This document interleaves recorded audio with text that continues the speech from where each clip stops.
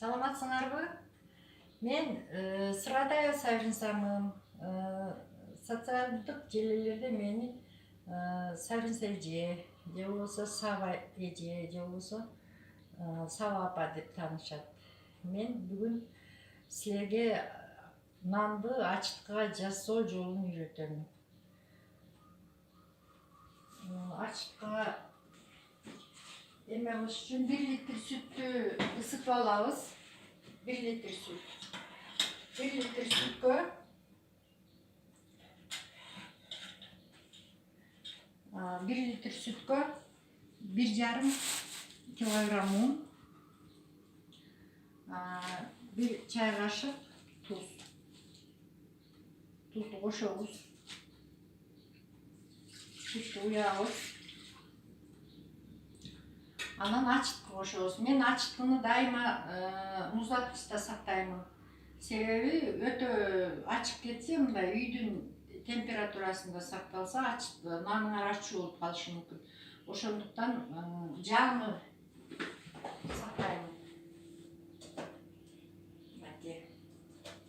Ушул ачыткы биз сыртка тандырган нанды жаап жейбиз, айылда жашайбыз.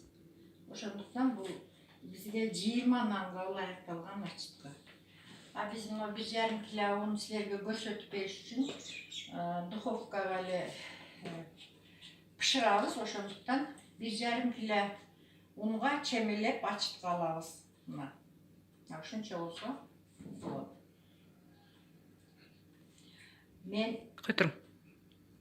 Мага кызым Айжаркын жардам берет.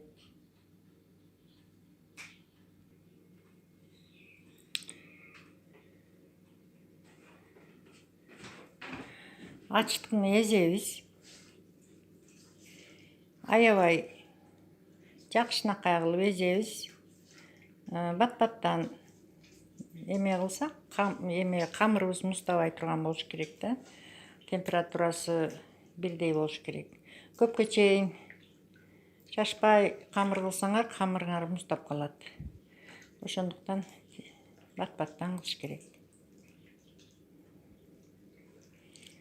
Холодильникте сакталган ачыткы аябай орусча айтканда свежий болот.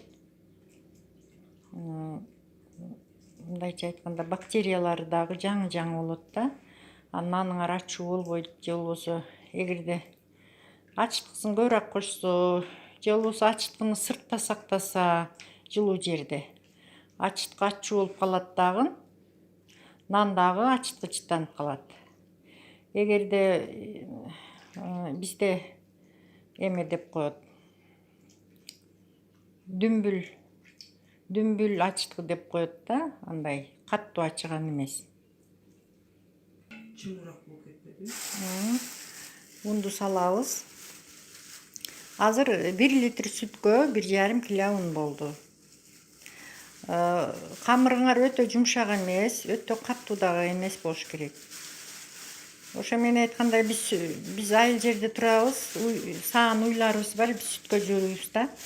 Шаарда тургандар сууга эле жууруп, өсүмдүк майынан кошуп, мисалы үчүн ушуга 50 граммбы өсүмдүк майын кошуп койсо, наны жакшыраак болот. Кошпой кылса деле болот. Анын табитине жараша.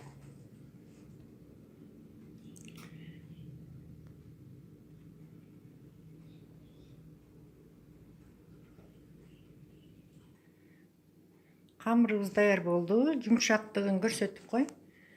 Ошондой өтө каттуу эмес, өтө суюк эмес.